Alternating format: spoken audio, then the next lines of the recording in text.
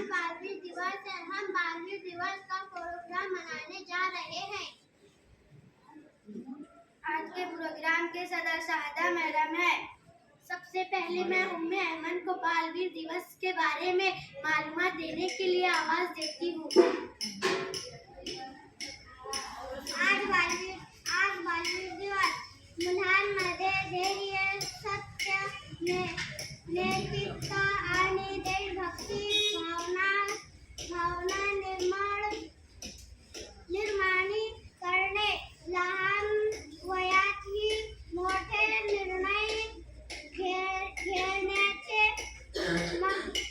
महत्त्व